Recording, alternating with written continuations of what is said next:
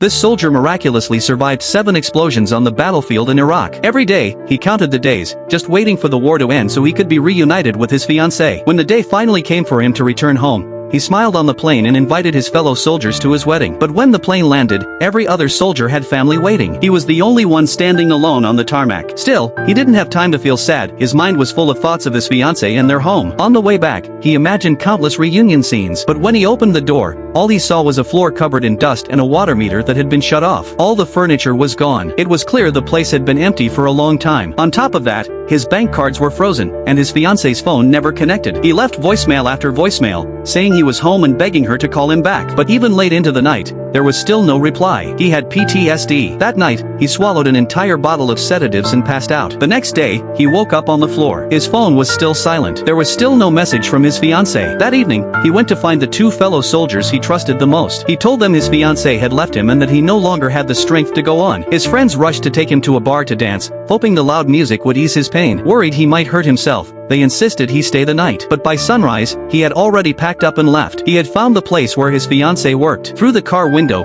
he saw her walking with a man he didn't know. In that moment, his heart shattered like glass. It felt like a knife cutting through him. He needed to understand why she had done this. He decided to talk to her face to face. He walked into her workplace. Right away, he asked her why she had left him, but she only told him to leave, and said everything between them was over. He had joined the army for her and the family they dreamed of. But now, just before their wedding, she had abandoned him. His heart went cold. It felt like he had fallen into a deep, endless pit. Still, he gave it everything he had to win her back. But then she told him, coldly and without emotion, that the moment he left for war, their relationship had already ended. She told him again to leave. In the very next second, the man suddenly pulled a gun from his waist. He pointed it at his temple, and pulled the trigger without hesitation. No one could have imagined that a soldier who survived 7 bombings would be destroyed by one final sentence. It's over. Do you know how to help someone who's living with PTSD?